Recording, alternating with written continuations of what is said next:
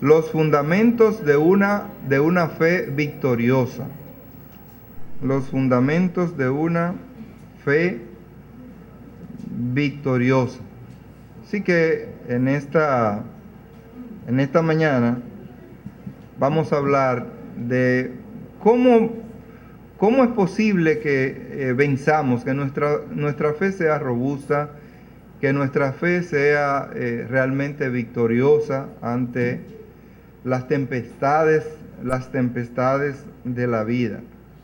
Pero para eso deberíamos tener un entendimiento más apropiado y más claro de la fe. La fe es la virtud invisible más evidente. O sea, la fe es algo que no se puede ver con los ojos físicos, pero es la virtud más evidente en una persona, en un creyente, en un cristiano. La vida en sentido general se desarrolla bajo una expectativa de fe. Justamente un gran científico dijo que todo experimento científico se desarrolla bajo una creencia de que algo se logrará, de que algo sucederá. Pues de lo contrario, no se trata de inventar nada. El que está trabajando en alguna vacuna sobre alguna enfermedad, espera que al final va a obtener exactamente la cura para esa enfermedad. Y esa percepción interior justamente es un tipo de fe. Nos vamos a dormir con la fe de que va a amanecer y que tendremos un nuevo día. Nadie se acuesta pensando que no va a amanecer vivo. Todo el mundo se acuesta con planes para mañana. Se acuesta con una perspectiva de lo que va a suceder mañana o en los próximos días. Y eso es una especie de fe en el hombre. La vida en sentido general, todo acto de la vida se lleva a cabo y se desarrolla bajo una expectativa de lo que yo espero, de lo que va a suceder. Usted hace un negocio y espera ganar. Usted solicita un trabajo y espera que lo llamen. Y está atento, esperando a ver qué sucede. Todo lo que hacemos, todo lo que hacemos conlleva exactamente esa esperanza, esa expectativa, esa espera. Y eso lo ha puesto, y eso lo ha creado Dios para que nosotros podamos tener como un mayor entendimiento de lo que es entonces la fe en Dios y de lo que es la fe en Cristo. Los destinatarios originales de esta carta a los hebreos, donde nosotros tuvimos la lectura, ellos estaban inclinados a volver otra vez al judaísmo y poner su fe en la ley y su fe en Moisés. Todo lo contrario a lo que habían sido ya enseñados. Y la gente tiende a volver a sus prácticas, a sus raíces, cuando ha hecho una especie como un hábito de ellas. No importa qué tan absurdas sean esas prácticas o esas creencias, la gente tiende a volver otra vez y a tener algún anhelo en el corazón por esas cosas. Mire, Dios trató muy bien al pueblo de Israel y lo sacó, dice la Biblia, con manos poderosas de la esclavitud de Egipto. Cuando ellos estaban ya libres, estaban en el desierto, el Señor comenzó a proveerles lo que ellos debían comer. Tenían una ropa y esa ropa no se desgastaba. De alguna manera el Señor le permitía que esa ropa permaneciera solo por un milagro, porque ustedes saben que con el tiempo toda la ropa y todo se va desgastando. Pero ese no era el caso de ellos. El Señor le proveía lo que ellos necesitaban. Y tú sabes lo que ellos comenzaron a murmurar en el desierto, y que, ay, Dios mío, Moisés nos sacó de allá, tú sabes, para morir, para que nosotros muramos de hambre. Nos sacó cuando allá teníamos, óyeme, nuestros platos, nuestras carnes, teníamos todo, el bistec que necesitábamos, estábamos muy bien. Y era verdad que ellos estaban muy bien. No, ellos estaban siendo maltratados, humillados. Pero ellos decían que allá, cuando estaban en Egipto, ellos se sentían bien. Yo creo que ni siquiera el que lo estaba diciendo se lo creía. Bueno, pues a veces se tiende a usted volver otra vez, o querer volver a sus antiguos hábitos y costumbres. Se siente como cómodo. A veces la gente usted la saca de un lugar, vive de una manera miserable, hay falta de higiene, no tiene, y usted lo saca de allí, lo pone a vivir cómodo, le hace una casita bien higiénica, ¿no? Pero ellos están locos otra vez por volver otra vez a su mismo cieno. Y usted le organiza todo, mira, aquí tiene estos gavetas para tal cosa, aquí tiene algo. Y cuando de repente usted entra y todas las cosas tiradas, y todo como quiera, un desorden, porque ellos están acostumbrados a un estilo de vida, ¿verdad? Que no es el correcto, pero ese es el estilo de vida. Así que la confianza de ellos estaba en las cosas visibles de este mundo y no en las realidades invisibles de Dios. Ellos querían volver otra vez a la ley, a judaizar. Ellos querían volver otra vez a los sacrificios que antes practicaban. Ellos no tenían algo que se llama conciencia y convicción del cambio que se había operado realmente en sus vidas, hermano. Y tenemos que ser impactados, movidos cada vez para que entendamos cuál ha sido el cambio que se ha operado en nuestro ser. Bueno, a veces nosotros vivimos en la vida cristiana y no sabemos, no estamos conscientes del cambio que se produjo en nosotros. Cuando damos el evangelismo, el discipulado bíblico, la lección 1, comienza con dos grandes preguntas, importantes preguntas. ¿Qué fue lo que sucedió cuando tú recibiste a Cristo, cuando viniste a Cristo? ¿Qué fue lo que sucedió? Inmediatamente cualquiera comienza a decir, bueno, sí, que el Señor me salvó, pero a mí me sucedió, oye, me fue algo impactante. A mí me dio como un escalofrío. Y yo me puse a llorar. Es posible que todas esas cosas sucedieran, pero lo más importante que sucedió fue que tú pertenecías a una familia de esclavos. Tú eras un esclavo del pecado. Y el Señor te sacó de allí con mano fuerte y te hizo ahora formar parte de la familia de Dios. Y el anterior amo, el anterior padre, lo que quería era tu muerte, porque él vino para matar, hurtar y destruir. Pero en la nueva familia de nuestro Padre Celestial, ahora nosotros tenemos vida, y dices vida en abundancia. Hermano, y eso fue importante, eso sucedió cuando tú viniste a Cristo Jesús, que tú fuiste sacado, trasladado de una familia corrupta, de una familia mentirosa, de una familia homicida, y ahora Dios te pasó a una familia santa de los santos de Dios, de una familia honrada, de una familia de buenas costumbres y de una familia de un prestigio incalculable. Y eso pasó cuando tú viniste a Cristo. Y pasaron muchas otras cosas que tú no sabes, que no se dieron delante de tus ojos. Se dio algo importante, hermano, y es que tú fuiste justificado. ¿Y tú sabes lo que es eso?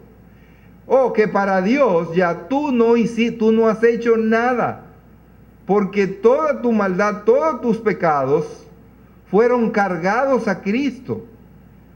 Dios nos justificó, pero en Cristo, como Él pagó el precio por nuestros pecados, ahora nosotros somos libres de culpa en Cristo Jesús. Bueno, todo eso sucedió. Sucedió que el Señor te adoptó. Tú antes pertenecías a esa familia, una familia sin apellido, y ahora tú vienes a una familia con un nuevo apellido. ¿Y usted sabe cuál es tu apellido ahora? Ahora tú eres un hijo, pero no cualquier hijo. Tú eres hijo de Dios. Ese es tu apellido. Y qué honroso apellido. Yo soy un hijo de Dios. Yo soy un ciudadano del cielo. Esta mañana, hermanos, veremos dos cosas. Primero, una descripción general de la fe. Y en segundo lugar, los fundamentos bíblicos de la fe. Pero antes que entremos en detalle, vamos a tener un momento de oración. Padre, gracias te damos, Señor, en esta mañana. Gracias por traernos aquí a tu casa. Gracias por darnos la oportunidad de tener tu palabra santa. Y ahora, Padre Celestial, te imploramos que nos ayudes a exponerla con vehemencia, que nos ayudes, Señor, a exponerla apegados a lo que tú quieres que tu pueblo y cada persona sepa acerca de ti y acerca de la fe en ti. Oh Señor, trae grandes convicciones a nuestras vidas, trae arrepentimiento, trae, Señor, convicción de nuestra responsabilidad frente a ti, y glorifícate en medio nuestro en esta mañana.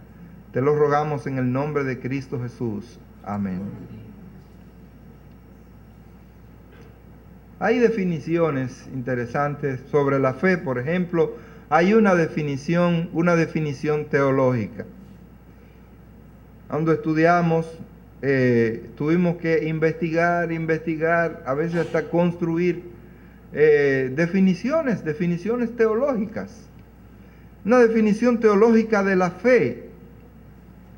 Se dice que es una virtud sobrenatural otorgada por Dios que capacita al hombre para asentir firmemente a todo lo que está revelado en su palabra. Esa es una definición teológica acerca de la fe. No solamente es una virtud, es también una capacidad dada por Dios. La fe es un regalo de Dios, es un don de Dios. Es algo que Dios nos da, nos otorga. Y eso nos permite a nosotros creer con todas las fuerzas de nuestros corazones, creer algo que nunca hemos visto y que tampoco hemos probado. Y ese es un privilegio. Usted creer de una manera firme y sin refutar algo que usted no ha visto con sus ojos, pero que usted tampoco ha podido probarlo, físicamente hablando, ¿verdad? Y Dios le da esa capacidad interior para usted abrazarse de esa verdad que ha estado oculta a sus ojos, y entonces no solamente creerla, sino también proclamarla. Hermanos, y esta es una bendición. La fe es un don de Dios, es el regalo más importante después de Jesucristo. Hay dos regalos, los regalos más caros, los regalos más importantes que le da Dios al hombre. El primer regalo que le da es la fe. Y el segundo regalo que nos da es a Jesucristo.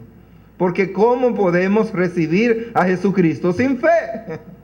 Así que primero Dios nos otorga esta bendición de poder tener la fe, darnos esa capacidad para creer, e inmediatamente, ahí mismo, concomitantemente, nos da a Jesucristo. Dos regalos muy grandes y muy valiosos realmente para el hombre. ¿Qué es lo que nos dice Efesios 2:8? Porque por gracia sois salvos por medio de la fe. Hemos sido salvos por medio de la fe. La fe es un agente imprescindible para poder ser salvo. Porque si usted no cree, entonces Jesucristo no puede cumplir su misión en su vida. Se necesita entonces fe. Y esa fe va a ser obtenida, ¿ustedes saben por medio de qué?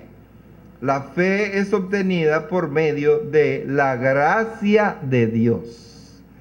Es la gracia de Dios que nos permite a nosotros recibir la fe que nosotros necesitamos para poder creer en Cristo como nuestro Salvador. Todo viene de Dios. Dice que todo don perfecto desciende de Dios, viene de Dios. Así que entonces no basta la razón para poder abrazar la verdad revelada de Dios. Usted puede tener un espíritu investigador y puede tener un coeficiente de inteligencia bastante alto y puede tener un conocimiento extraordinario de todo, de la filosofía, de la medicina. Usted puede ser un experto en cualquier rama de la ciencia, pero déjeme decirle que eso no lo lleva a Cristo, eso no lo lleva a Dios. El apóstol Pablo era un intelectual, era un filósofo, era un hombre conocedor de las leyes, pero eso no lo hacía un hombre salvo, un hombre bueno. Todo lo contrario, ¿en qué andaba él? Persiguiendo a los cristianos. Así que entonces no basta la razón, no basta el raciocinio para poder encontrarse con la verdad de Dios, con la salvación. Es más, es el camino más absurdo que el hombre pudiera elegir para encontrarse con la verdad, la razón. Y déjeme decirle que la razón y la verdad no están divorciadas. La verdad de Dios, quiero decir. No están, no andan por rumbos, por caminos diferentes. Pero cuando el hombre entonces aplica la razón, el raciocinio, la lógica para poderse encontrar con Cristo, entonces se da cuenta que de ninguna manera lo encuentra, porque Dios no se encuentra a través de la razón humana. La razón humana nos lleva, ¿usted sabe dónde? Al infierno. Porque la razón humana nos lleva al materialismo. Nos lleva a admitir las cosas que podemos ver o las cosas que podemos palpar o sentir. Pero a través de la fe entonces el agente que nos transporta, que nos lleva a Cristo, que nos permite abrir la puerta de nuestros corazones para recibir a Cristo Jesús. La fe no actúa en base a la razón, sino en base, en virtud de la autoridad de Dios, que es su autor. No en base a la razón, sino en virtud de el autor, que es Dios. Entonces, no importa lo que diga la razón en un momento dado, lo que importa es lo que dice Dios. Y ahí está el gran dilema en los hombres. Ahí está lo que le dicta su conciencia, lo que le dicta su corazón, lo que le dictan las circunstancias frente a lo que dice Dios. ¿Qué es lo que va? Lo que diga Dios. Lo que diga Dios es lo que va. Y eso se llama fe. Eso se llama fe en Dios. Entonces, la fe se obtiene exactamente por medio de el instrumento que Dios nos ha dejado para nuestra información, para nuestro conocimiento, para nuestra alimentación, que se llama la palabra de Dios. Por eso dice Romanos que la fe es por el oír, pero es por el oír que la palabra de Dios. En la medida que nosotros nos familiarizamos con la palabra de Dios, con lo que Dios dice en su palabra, entonces puede comenzar a llegar a nosotros ese hálito de conocimiento que necesitamos para depositar nuestra fe en Dios, nuestra fe en Cristo. Así que entonces la fe es obtenida por la gracia de Dios. La fe no es algo que podemos ir a comprar a un lugar, a un comercio. La fe no, tampoco podemos heredarla. Yo no puedo heredar la fe de mis padres. La fe no se puede recibir a través de un decreto. La fe no se puede recibir por una imposición.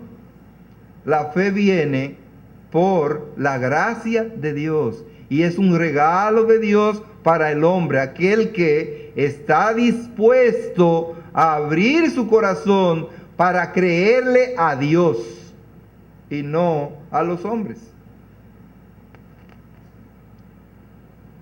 Hay un milagro hecho por el Señor que nos deja una gran lección en las Escrituras. Este milagro hizo el Señor. Los otros evangelistas sinópticos, en el caso de Lucas y en el caso de Mateo, le dedican pocos versículos, algunos 6 versículos. Pero en el caso de Marcos, él le dedica todo una sección a este gran, extraordinario milagro. Allí en Marcos, el capítulo 9, nos encontramos con que se produjo un hecho, y es que Jesús se transfiguró. Jesús estaba allí con Pedro, con Jacobo y Juan. Dice que los llevó aparte solos a un monte alto y que delante de ellos se transfiguró.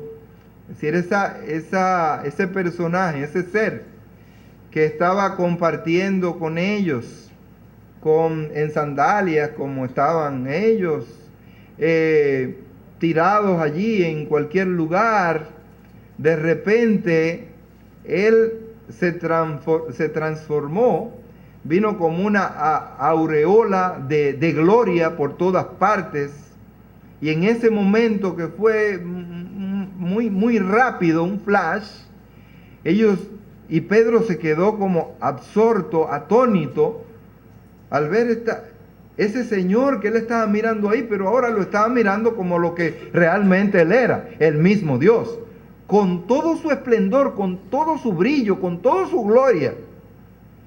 Y ese acto, ¿verdad?, de la transfiguración los dejó como pasmados, los dejó absortos. Bueno, después que sucedió eso, entonces Jesús está aparte, está en un lugar, y los discípulos están en otro lugar. Y allí donde ellos estaban, en un momento dado, se acercó un señor y les presentó, le trajo un hijo, un muchacho que estaba poseído, estaba endemoniado, prácticamente sordo, mudo. El demonio lo tenía en una condición desesperante, humillante, y este hombre había estado con ese problema, con este muchacho, desde muy temprano, desde que era un niño. Había sido poseído y no había médicos, no había psiquiatras, no había curanderos, no había nadie que le pudiera resolver ese gran problema. Así que él fue, dice, bueno, lo que me queda es llevárselo a esta gente, creyendo que Jesús estaba ahí. Fue y quienes estaban eran los discípulos. Y ellos, bueno, comenzaron a hacer lo que Jesús en parte les había enseñado, pero, oh sorpresa, el demonio no les obedeció. Y el niño, el muchacho se quedó en las mismas condiciones, tal vez peor. Y eso implicó o implicaría, ¿verdad?, una frustración. Usted como creyente en Cristo Jesús, se le presenta un caso como ese y usted ora y hace todo lo que tiene que hacer, y el demonio que dice, ay, no pierdas tu tiempo, muchacho, que yo te conozco. Eso produce, ven acá, pero y es verdad, pero yo tengo el poder del Señor, pero ¿y qué es lo que pasa en mí? Así que el Señor Jesucristo después viene. Y ahí están con ellos, dice la Escritura, una multitud de personas, entre ellos los escribas, los famosos escribas. Y alrededor de ellos había mucha gente y discutían, es decir, disputaban con ellos. Y la gente estaba muy entretenida, posiblemente en estos asuntos. A la persona le gusta oír estos debates y estas cosas, a veces simplemente por el morbo. De repente, entonces, llega Jesús.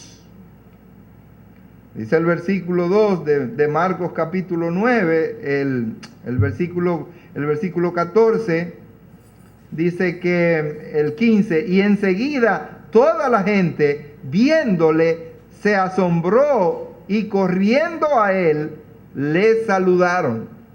Se produjo como una especie de estampida frenética hacia Cristo. Pocas veces se emplea esa palabra que está ahí en Marcos, que dice que la gente se asombró al ver a Jesús, que Jesús había llegado.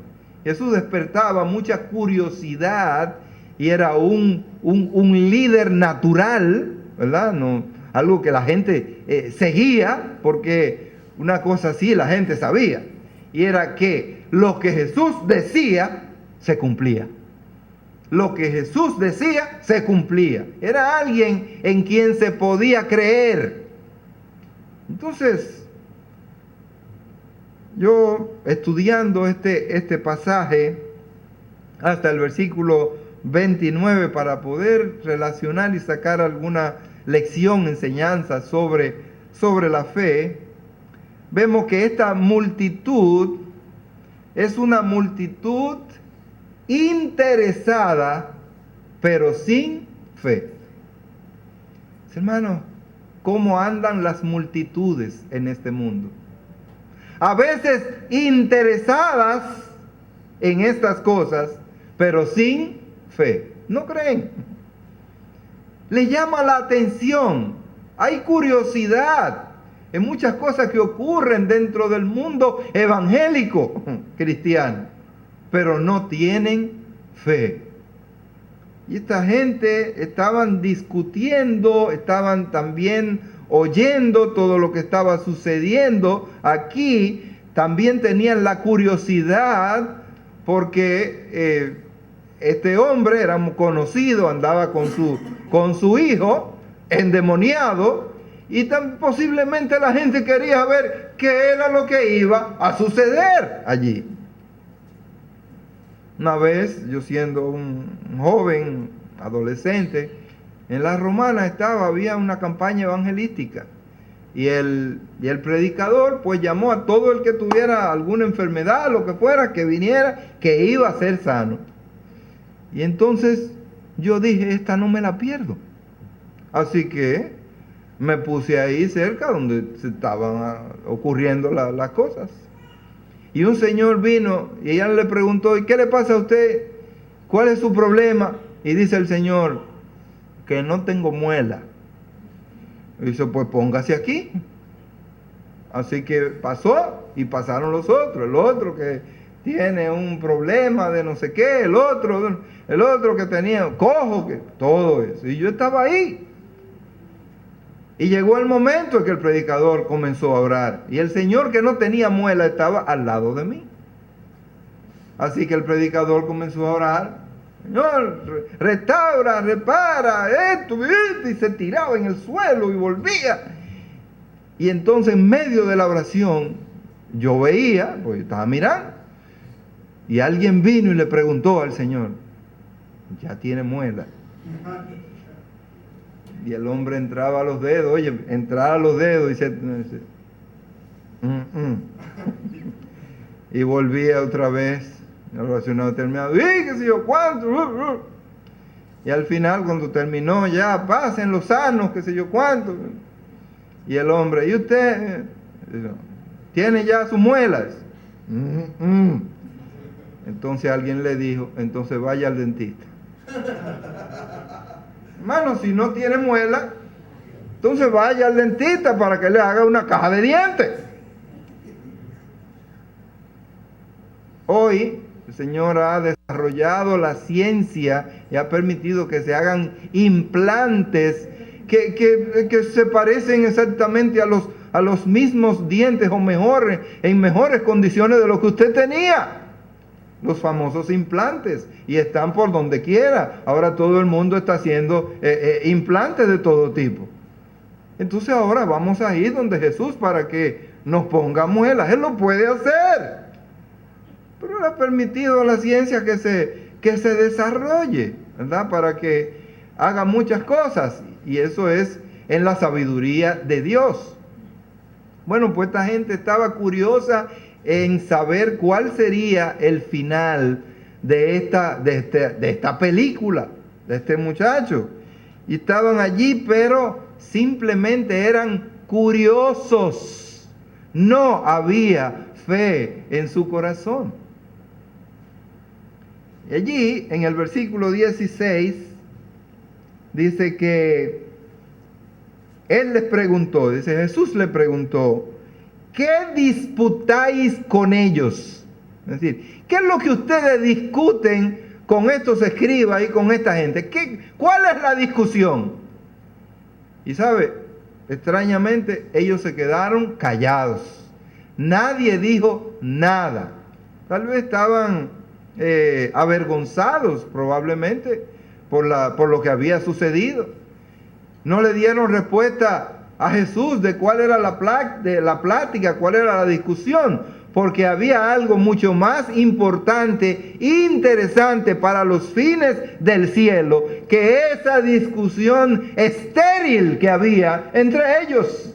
Hermano, la gente a veces se desgasta en discusiones estériles, que quién fue el primero, que si la gallina o que el huevo, y tú vas a pasar un día entero teorizando y polemizando sobre el asunto, dependiendo de su perspectiva que usted tenga. Bueno, y ellos hablaban, y dicen, pero ¿qué es lo que ustedes hablan? ¿Qué es lo que discuten? Inmediatamente dice que este señor, que sí tenía un problema serio, importante, dice él, respondiendo uno de la multitud, dijo, maestro, El punto no es esta discusión estéril, sino que yo traje a ti, mi hijo, que tiene un espíritu mudo, por no decir inmundo, ¿verdad? El cual, donde quiera que le toma, le sacude y echa espumarajos y cruje los dientes y se va secando. Y dije a tus discípulos que lo echasen fuera y no pudieron. Ese era el problema. Óigame, qué tremendo problema. Y ahí está la multitud para ser testigos de qué sucedería y qué iba a hacer Jesús. Todo el mundo dice, bueno, ¿y ahora? ¿Lo sanará? ¿Lo echará fuera? ¿Lo despedirá? Él no estaba obligado a resolverle ese problema a este hombre, pero una pregunta sin respuesta. Y en tercer lugar, un padre angustiado y unos discípulos incompetentes. Ahí se juntaron precisamente el hambre y la necesidad. Un padre lleno de angustia, con un hijo desde pequeño, desde niño, con este problema. Si usted se lo presenta hoy a un psiquiatra, a un experto, dice, no hombre, no, si lo que tiene es epilepsia, todo eso, mire pumarajo y cruje los dientes, y eso, vamos a hacerle un tratamiento de epilepsia. En una ocasión nosotros hicimos un estudio aquí de cuándo se podría llegar a la conclusión, cuando se trate de un problema orgánico, o cuando se trata una enfermedad de un problema espiritual. A veces la gente lo tiende a confundir. Posiblemente aquí pensaríamos que era eso, epilepsia, y que no lo habían tratado porque eso no se conocía. Pues no era eso, no era epilepsia, era que este muchacho estaba poseído por estos demonios que lo mantenían atormentados, hermano. Así que entonces viene este padre angustiado, llorando ante Jesús, desesperado. Había tocado todas las puertas en todos los lugares y no había encontrado solución. Hermano, pongámonos por un momento en el lugar de este padre, desesperado, sufriendo al ver ya a su hijo, ya con cierta edad, y seguía en lo mismo, lo sacudían estos demonios, se había vuelto mudo porque no hablaba, no oía, y ahí estaba este hombre para arriba y para abajo con su muchacho. Y esto es algo serio, hermano. Esto es algo serio. ¿Usted sabe por qué? Usted va a tener este niño, este muchacho, va a crecer y se va a quedar ahí en la casa, y usted va a tener que bregar con él y estar al cuidado de él, y cada vez que le den estos ataques y cada vez que ocurra, bregando con eso hasta que algo ocurra alguna vez.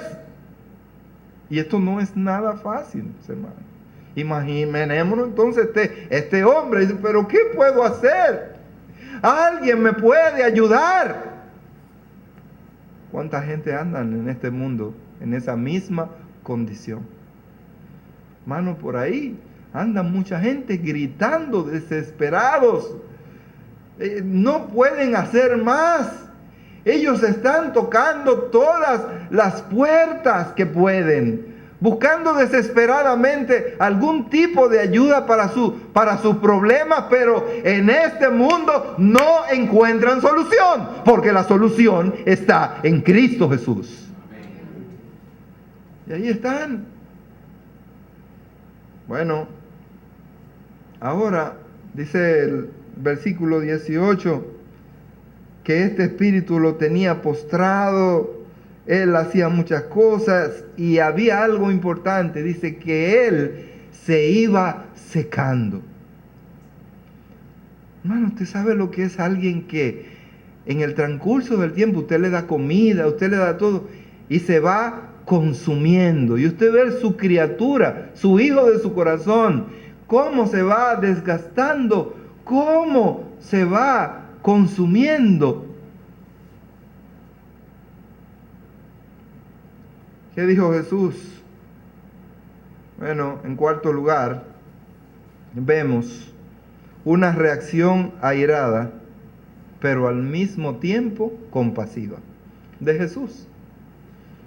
Una reacción airada, pero al mismo tiempo compasiva.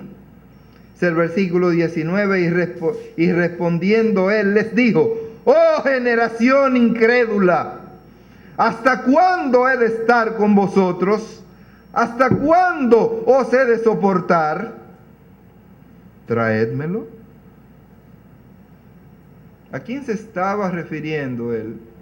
Bueno, algunos estudiosos dicen posiblemente a los discípulos también les tocó su parte. Él estaba hablando, sí, a esa multitud incrédula, sin fe que había allí, pero por el otro lado, ahí estaban sus discípulos también.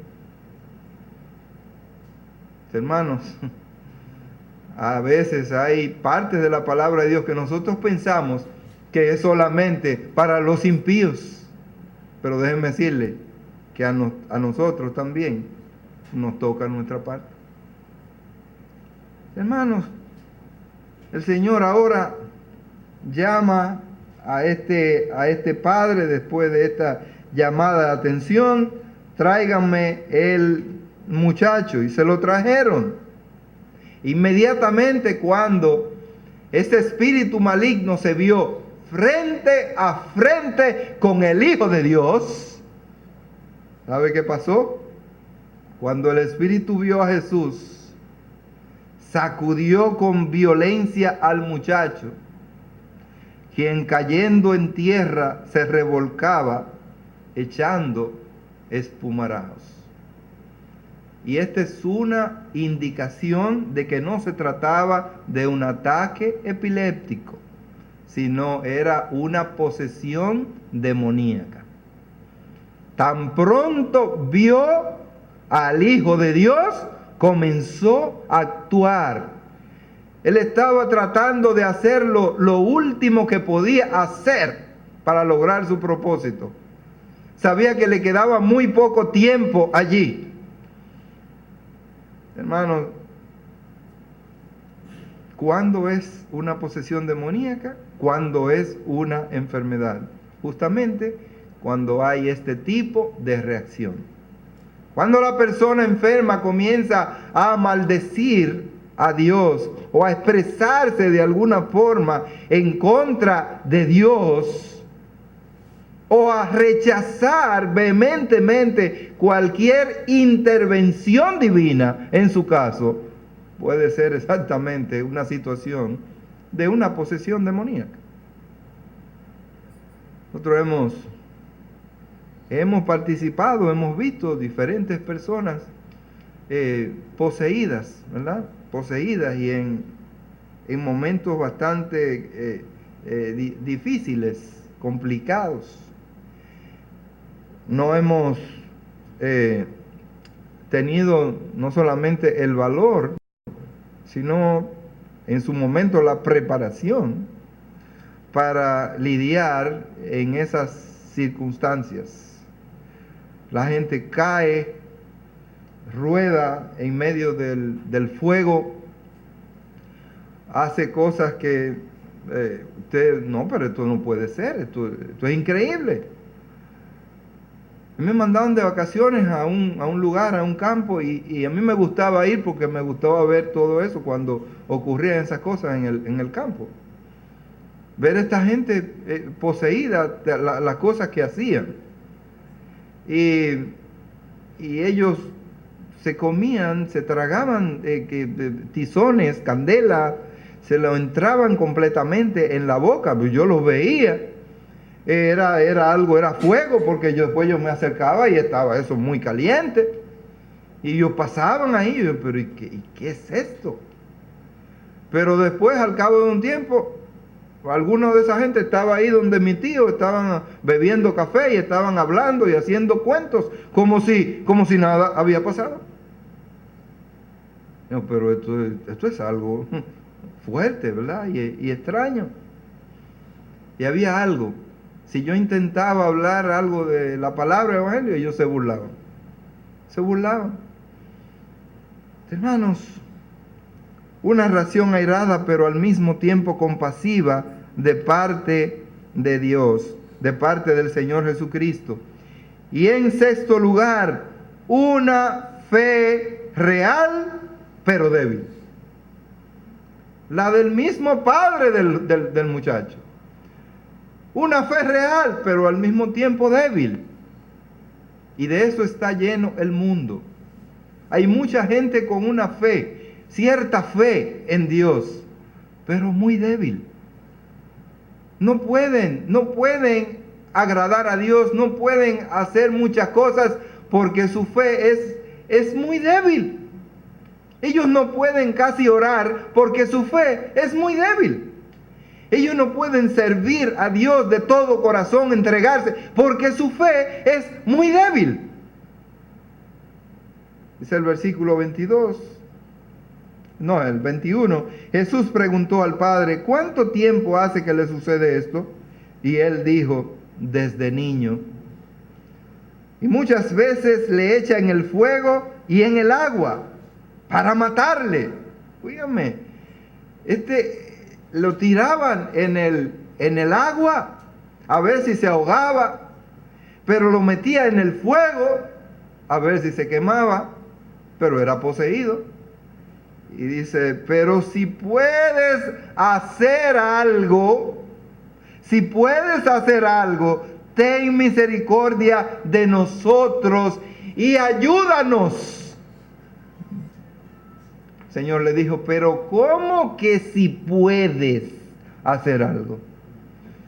¿Cómo es que si puede? Hermano. Y ahí está la fe débil, casi incrédula. ¿Cómo que si puede? Tú le vas a preguntar a Dios que si Él puede. Tú le pudieras preguntar a Dios si Él quiere, pero no si puede. Porque Dios todo lo puede. Hermanos, y esta fe débil de este hombre era exactamente el problema. El problema que tiene el hombre es el problema de su fe.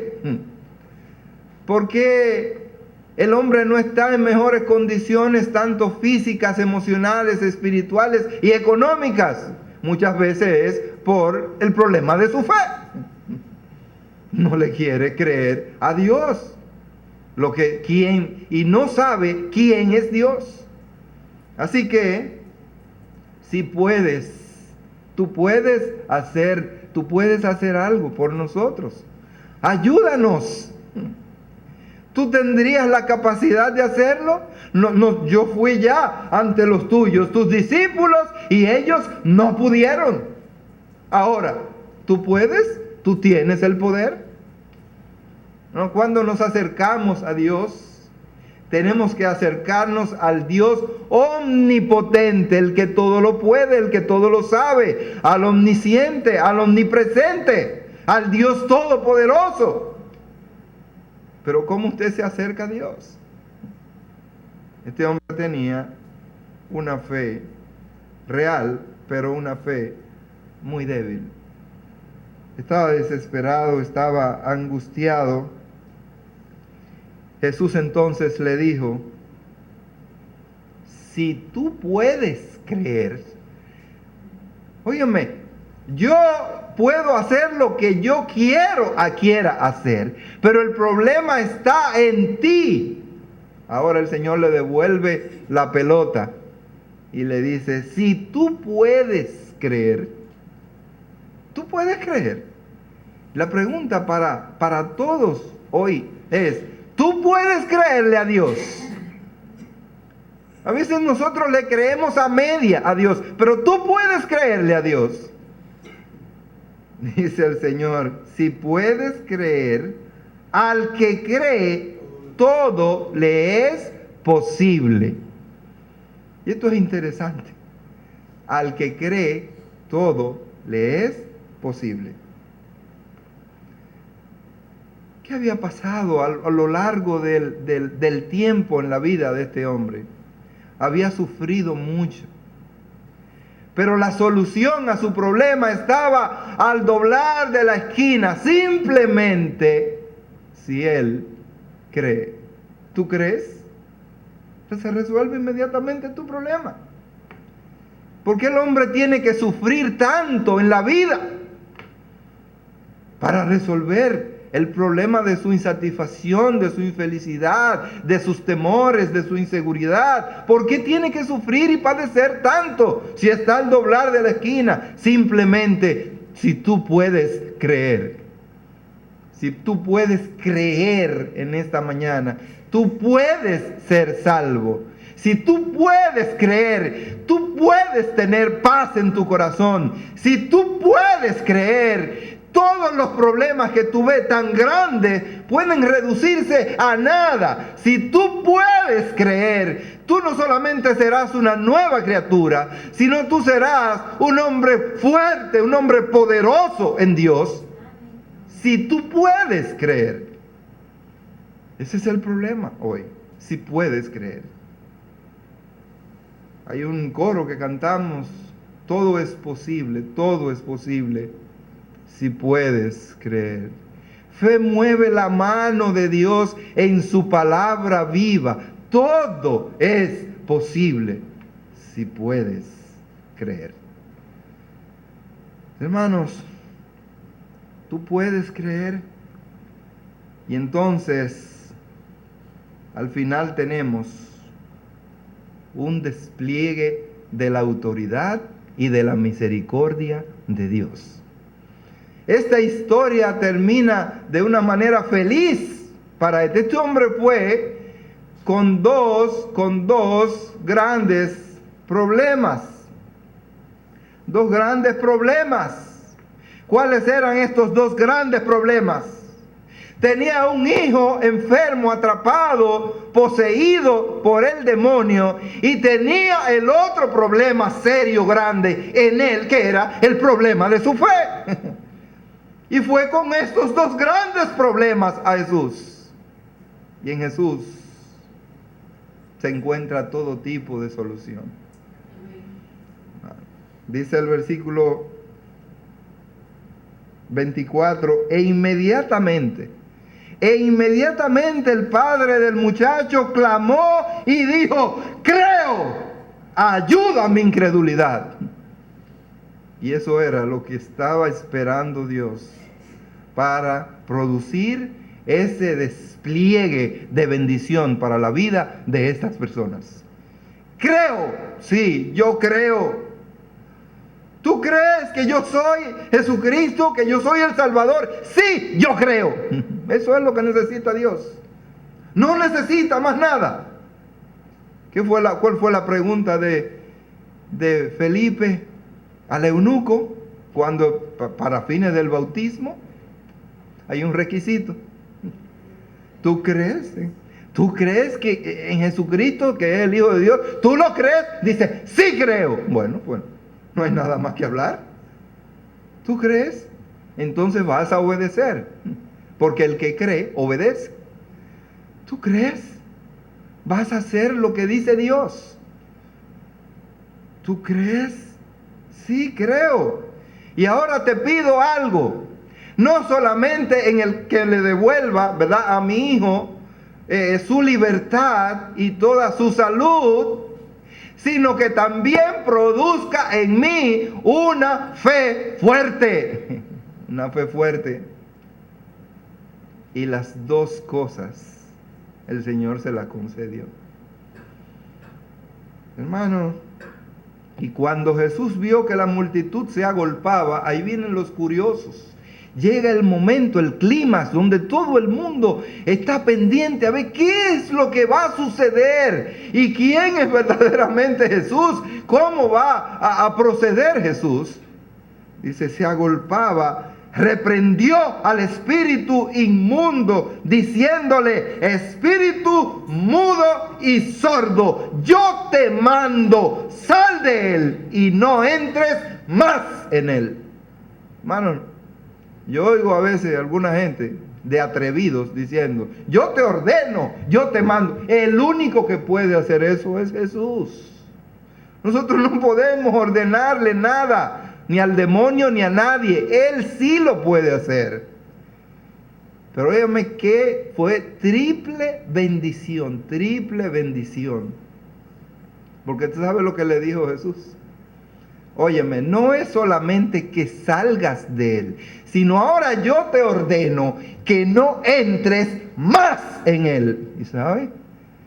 Usted diría, bueno, pero él tendría que confesar a Jesucristo como su Salvador personal para que el demonio no vuelva otra vez y tome posesión de él. Pero recuérdese que Dios es soberano.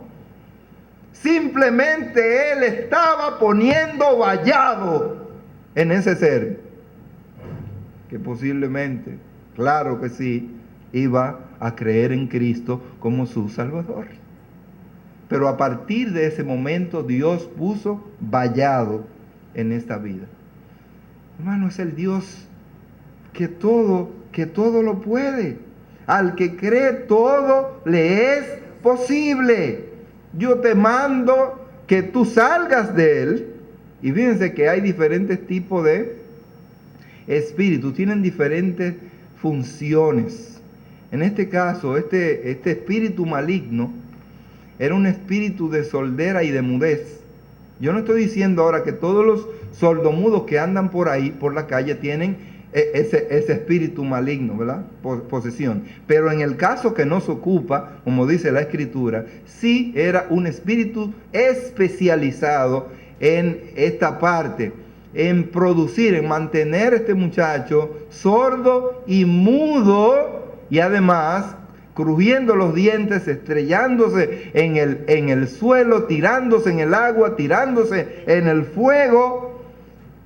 Entonces el espíritu, ¿qué hizo? El espíritu maligno, él no podía hacer otra cosa. Dice la Escritura, clamando y sacudiéndole con violencia salió, y él quedó como muerto.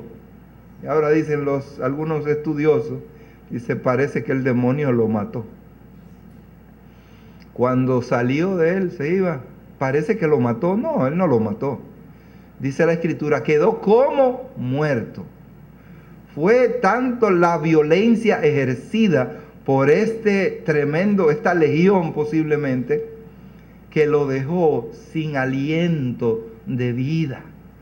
Lo dejó absorto, lo dejó agotado, completamente agotado, sin energía. Dice, y quedó como muerto, de modo que muchos decían, está muerto, lo mató.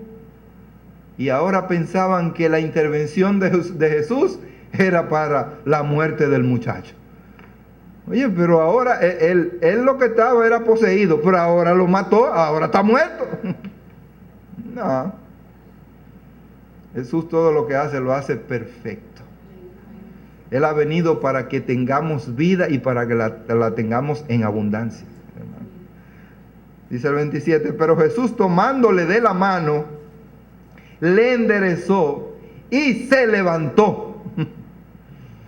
Cuando él entró en casa, sus discípulos le preguntaron aparte, ¿por qué nosotros no pudimos echarle fuera? Estamos preocupados, Señor. Nosotros creemos y nosotros hemos agotado todo lo que tú nos has dicho y hemos hecho las cosas, pero ¿por qué? El Señor le dice, bueno, yo no voy a decir que ustedes también son incrédulos, medio incrédulos, que posiblemente, quién sabe si estaba sucediendo eso. Le dice, y les dijo, este género con nada puede salir, sino con oración y ayuno. Una oración eficaz y un ayuno real. Es decir, esto no sale dependiendo de sus fuerzas, de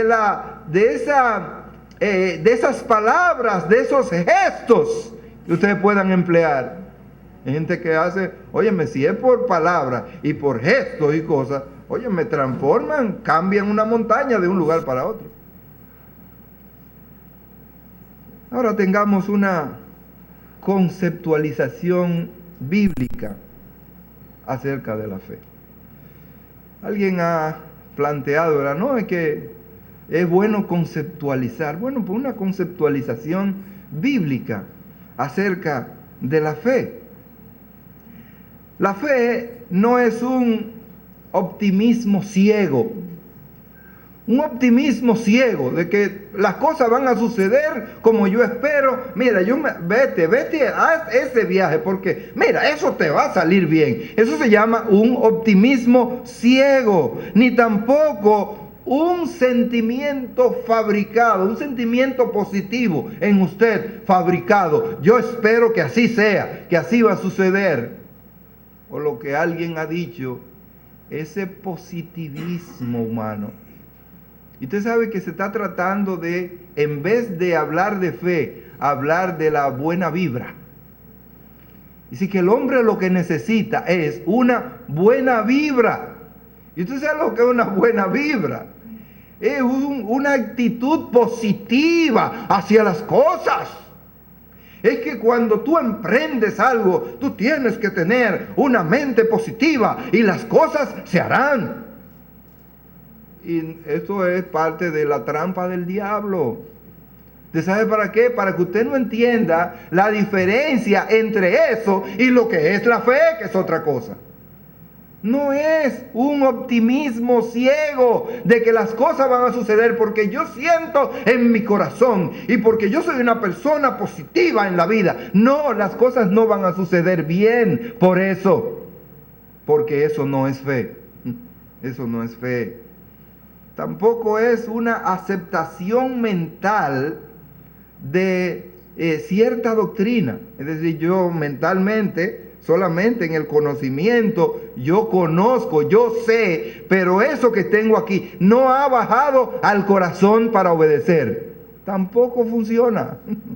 Hermano, tampoco funciona. Creer algo sin evidencia, entonces, es superstición. Cuando la gente se comporta de esta manera y actúa con ese optimismo ciego, está cayendo, ¿saben qué? Sin darse cuenta, en la superstición. Porque no tiene ninguna base para esperar que eso se lleve a cabo positivamente. ¿Y sabe qué hace el diablo también? El diablo los engaña. Como usted tiene ese positivismo, hay algunas cosas que le salen bien. Y dice, tú ves. Mira, nadie me hable a mí. Es que uno tiene que ser positivo. Mira, yo fui, me levanté y dije, no, eso va a salir bien. Y fui, hablé con fulano. De una vez se resolvió todo. Y ya lo dije, tú ves, es por ahí. Ese es el camino. Pero tú le pediste a Dios, tú oraste, tú hablaste con Dios, tú te comunicaste con Él. No. Es que mi corazón es positivo. La verdadera fe bíblica es obediencia plena a la palabra de Dios, a pesar de las circunstancias y de las consecuencias. Esa es la verdadera fe bíblica. Una persona tiene fe bíblica cuando obedece a Dios sin importar las circunstancias ni tampoco las consecuencias. No importa lo que ocurra, no importa en qué condición me encuentro, yo voy a obedecer a Dios lo que Dios ha dicho. Y esa es la fe bíblica. Pero cuando nosotros supeditamos las consecuencias y las circunstancias a hacer o a obedecer lo que Dios dice, entonces nuestra fe es muy débil y muy limitada, si acaso tenemos fe. La validez de la fe depende de su objeto. La validez de la fe depende de su objeto. Y el objeto de nuestra fe es Dios. No somos nosotros ni es nadie más. El objeto de nuestra fe es Dios, porque Dios dice que es el autor y el consumador de la fe. Dice a los Hebreos, el capítulo 12. Hermanos, la fe no es un sentimiento que fabricamos, sino una respuesta total a lo que Dios nos ha revelado en su palabra. No es algo que yo fabrico en mí. Es la actitud y la respuesta que yo doy a lo que Dios ya ha dicho en su palabra.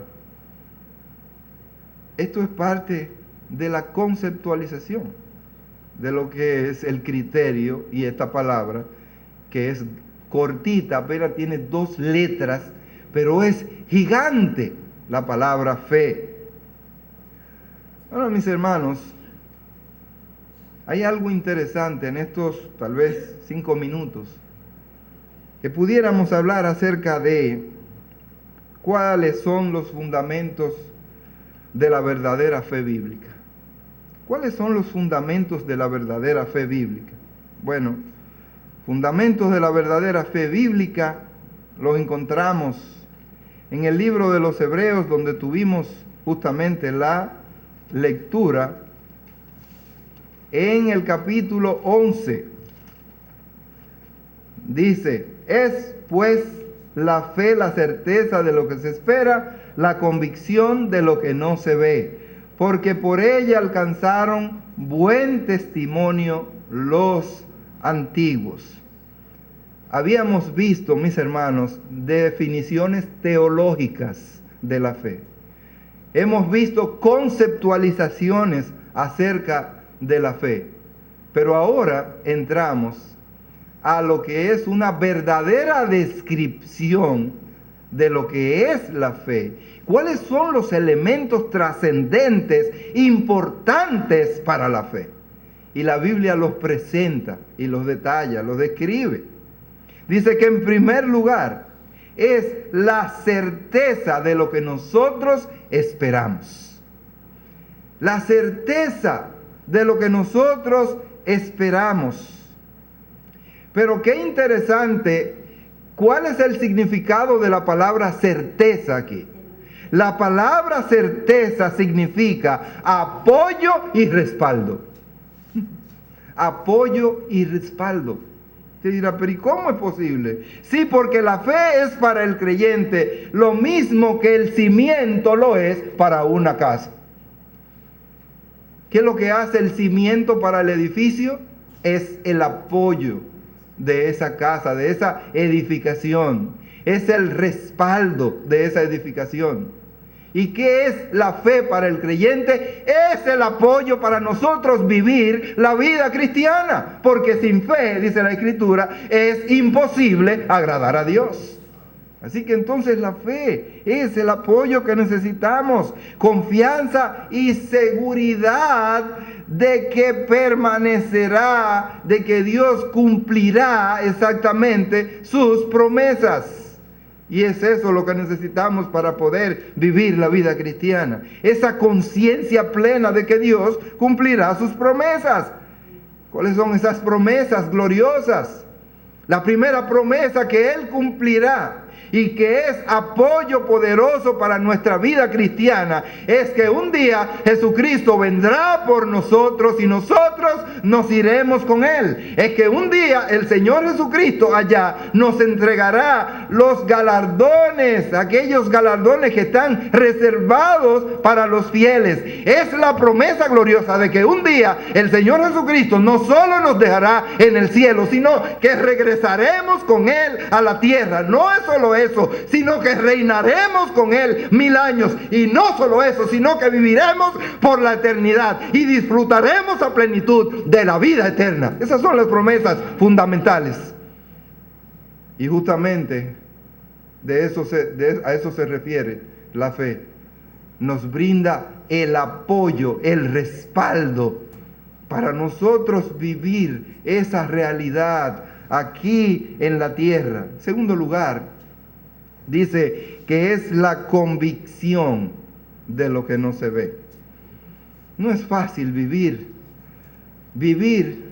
pero usted va caminando pero no ve los obstáculos, usted no sabe porque no ve el camino hacia dónde va, no lo ve claro, está como lleno de neblina, pero no sabe si ahí puede haber un abismo.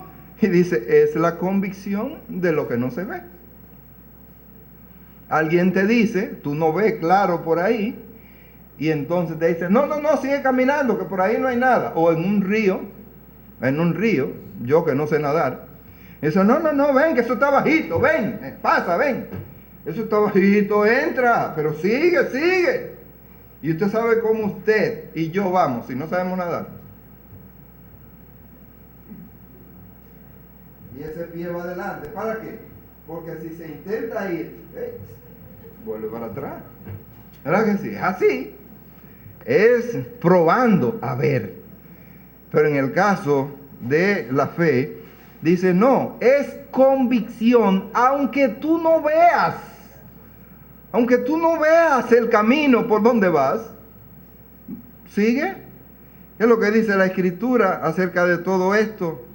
Es esa seguridad interior de que ciertamente Dios hará lo que Él ha prometido. Así que la presencia de la fe que Dios ha puesto produce una aceptación sin explicación. Nosotros creemos en Dios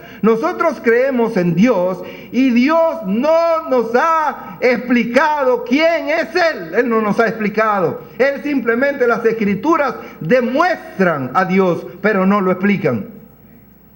Pero nosotros lo creemos, ¿sabe por qué? Por fe.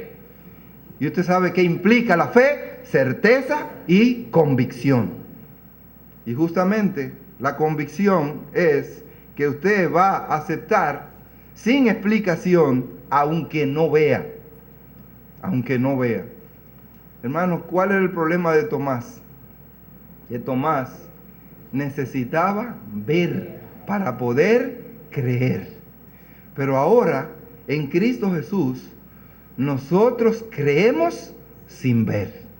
Y esa es una verdadera bendición. Pablo, ¿qué fue lo que dijo? Yo sé a quién he creído. Y eso se llama una fe bíblica, una fe verdadera y una fe victoriosa. Yo sé a quién he creído. Pero la fe no solamente contiene el elemento de la certeza, el elemento de la convicción, sino que en tercer lugar tiene un testimonio inspirador. La fe nos provee, Dios nos provee a nosotros para que podamos realmente creer, un testimonio inspirador. Esta palabra testimonio aparece varias veces aquí en este capítulo 11. El versículo 2 dice, porque por ella alcanzaron buen testimonio los antiguos. Ellos alcanzaron, por la fe, alcanzaron ese buen testimonio. ¿Un testimonio de parte de quién? Un testimonio en primer lugar de parte de Dios. Y eso es lo que basta. Eso es lo más importante. Que Dios testifique que nosotros somos sus hijos. Que Dios nos testifique a nosotros que su palabra es verdad porque se ha cumplido. Y es suficiente. Hermanos, pero lo encontramos en el versículo 4, dice, por la fe Abel ofreció a Dios más excelente sacrificio que Caín, por lo cual alcanzó testimonio de que era justo, dando Dios testimonio de sus ofrendas, y muerto, aún habla por ella. ¿Quién dio testimonio? Dios. Dios dio testimonio acerca de Abel. El versículo 5 también dice, por la fe Enoc, otro gran hombre de Dios, fue traspuesto para no ver muerte, y no fue hallado porque lo traspuso Dios, y antes que fuese traspuesto, tuvo testimonio de haber agradado a Dios. Él tuvo testimonio de que le fue agradable a Dios, y eso implica que él tenía una verdadera fe bíblica, porque sin fe no es posible agradar a Dios. Hermanos, pero no solamente ellos, sino que en el versículo 39 de este mismo capítulo, dice la Escritura, y todos estos, aunque alcanzaron buen testimonio mediante la fe, no recibieron lo prometido. Hay mucha gente que ha alcanzado un buen testimonio por su fe, pero lamentablemente partieron con el Señor y no llegaron a ver con sus ojos lo que Dios prometió. ¿Y qué fue lo que Dios le prometió a su pueblo? Que lo llevaría a una tierra que fluye leche y miel, y posiblemente el caso de Moisés no pudo disfrutar de esa bendición, pero tuvo testimonio de su fe en Dios. Hermanos, ellos son testigos ante nosotros. ¿Quiénes son? Toda esa nube de testigos. Dice el versículo 1 del capítulo 12, por tanto nosotros también, teniendo en derredor nuestro tan grande nube de testigos, despojémonos de todo peso y del pecado que nos asedia y corramos con paciencia la carrera que tenemos por delante. Ellos son testigos ante nosotros porque Dios dio testimonio acerca de ellos, de que eran hijos de Dios. Dicho testimonio consistió justamente en la aprobación divina de su vida y de su testimonio. Dios estaba consciente y estaba complacido, contento con la vida y con el testimonio que estos siervos de Dios dieron a través del tiempo para Dios. Hermanos, estas son 3 palabras claves en la fe: certeza, convicción y testimonio. El testimonio de Dios y el testimonio de los demás. Los otros que vivieron con estas personas, ellos también hablaron acerca de estos hombres. Y estos hechos, esta narrativa ha quedado en las Escrituras. ¿Sabe para qué? Para el fortalecimiento de nuestra fe. No basta saber, no basta tener esa certeza y esa convicción, sino también es bueno tener el testimonio. Hermanos, nosotros podemos saber que un producto es bueno y que es cierto, ¿verdad? Y compramos el producto, pero hoy por hoy esas grandes empresas y toda esa gente necesitan que después, ahí al final, usted le escriba su comentario, algún comentario. ¿Usted ha usado el producto? ¿Cómo le ha ido con ese producto? Y entonces, ¿qué hace la gente? Que entra a ver qué ha sucedido con ese producto. Pero en cuanto a la empresa, como hay ciertos temores para usted hacer ciertas transacciones vía internet, entonces también hay esos comentarios. Si usted va a la página y ve todos los... pero una empresa, mire, serio. Ellos, pero mira... Y entonces usted entra con un poquito más de confianza para hacer cualquier transacción. De manera que los testimonios sirven de alguna manera para fortalecer justamente nuestra fe en Dios. Certeza, convicción y testimonio. La fe es algo práctico. A pesar de lo que digan los incrédulos. Dice, por la fe entendemos haber sido constituido el universo por la palabra de Dios, de modo que lo que se ve fue hecho de lo que no se veía. No importa lo que digan los enemigos de Dios, lo que está hecho, lo que Dios hizo, Él lo hizo de lo que no se veía. Y para nosotros creer eso necesitamos justamente fe. La fe nos capacita para entender lo que Dios hace y para ver lo que otros no pueden ver. Nosotros tenemos el privilegio de ver cosas que otros no pueden ver. Y esto solamente es posible a través de la fe. Por la fe Noé, cuando fue advertido por Dios acerca de las cosas que aún no se veían, con temor preparó el arca en que su casa se salvase. Y por esa fe condenó al mundo y fue hecho heredero de la justicia que viene por la fe.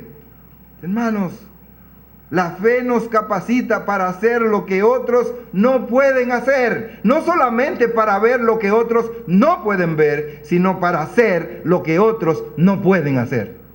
Hermano, usted sabe lo que es arrodillarse. Y usted pasar una noche plena, arrodillado allí ante Dios, con la conciencia plena de que Dios le está escuchando. Eso es algo que los otros, los incrédulos, no pueden hacer. Porque ellos no están conscientes de que Dios te está escuchando. Solo los fieles podemos venir a una vigilia de 8 a 11 o 12 de la noche y venir aquí y comenzar a pedir y a clamar, no importa la hora, porque nosotros sí sabemos que Dios nos oye. Hermanos, si esto es una fe fuerte, no es una fe débil, es una fe fuerte. La gente se reía de estos hombres y mujeres mientras ellos caminaban por fe, pero Dios estaba con ellos y les ayudó en sus vidas a tener éxito. No importa, a mí no me importa que la gente se burle y se ría de mí. Lo importante es que yo veo cada vez la mano de Dios que me guía y que me ayuda para yo ser un hombre de éxito a la manera de Dios. No a la manera de los hombres, a la manera de Dios. Hermanos, la fe capacita al creyente para ver lo futuro como si fuera lo presente y lo invisible como si fuera lo visible. Es por la fe que nosotros podemos ver lo futuro como si fuera ahora mismo el presente. Y es por la fe que nosotros podemos ver lo invisible ahora, en este momento y en este mundo. No podemos verlo a través de los ojos de la fe. Queridos, en esta mañana hemos visto los fundamentos de una fe victoriosa. ¿Qué es la fe? Hemos conceptualizado acerca de lo que hace la fe, de lo que produce la fe, de lo que es una fe débil. Una fe débil no nos ayuda mucho en la vida cristiana. Hay mucha gente hoy que prefiere volar con el piloto automático y mantenerse en la vida cristiana volando con el piloto automático. ¿Usted sabe lo que es volar con el piloto automático? Es como yo he sido una mujer de fe, como yo he sido un hombre de fe, y como Dios ve que yo le sirvo, ¿verdad? Así que yo no necesito mucho de estar en las vigilias, de estar en los reuniones, no, porque yo sé que Dios está conmigo y todo eso. Y mientras tanto vamos volando en la vida con el piloto automático. No voy a decirles no. El piloto automático no es para mantenerlo activo todo el tiempo.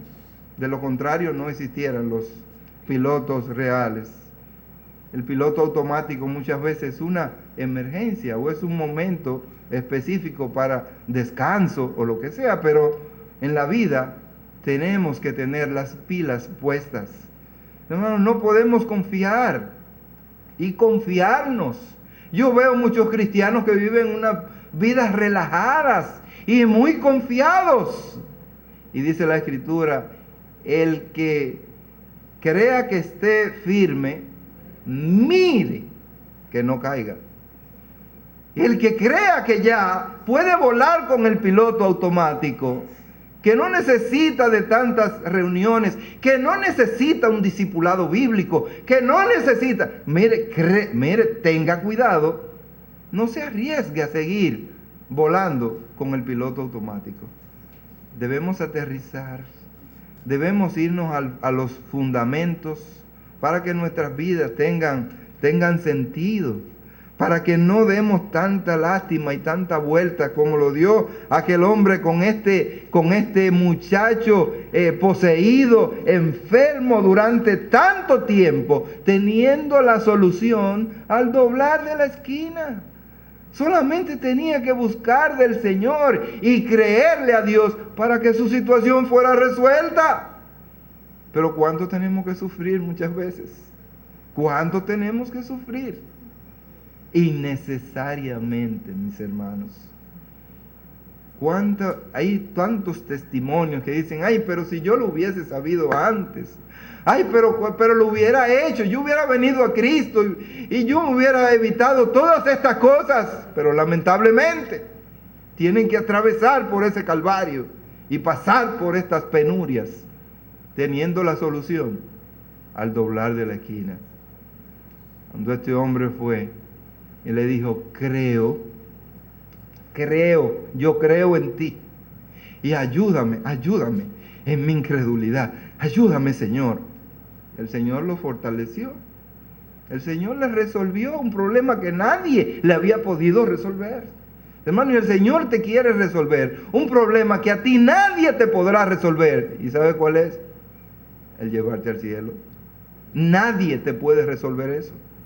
Tú no puedes llegar al cielo por ningún otro medio, ni por ninguna otra vía que no sea a través de Jesucristo. Y es un riesgo seguir volando en el piloto automático. Padre Celestial, gracias te damos en este día. Gracias por tu palabra. Gracias, Señor, por estas verdades profundas, importantes para nuestras vidas.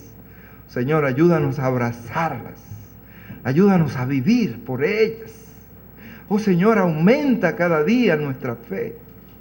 Ayúdanos a ser obreros de valor. Oh, ayúdanos, Señor, a ser hijos fieles a ti. Oh Padre, nuestras soluciones están muchas veces al doblar la esquina porque están en ti. Y solamente tenemos que acudir a ti en arrepentimiento y fe. Gracias, Señor, por este maravilloso tiempo. Y por lo que tú, el fundamento y todo el gozo que nos produce tu palabra santa. Oh Padre, trabaja en cada vida, en cada necesidad. Oh Señor, ayúdanos para que cada día seamos más fuertes en nuestra fe en Cristo Jesús.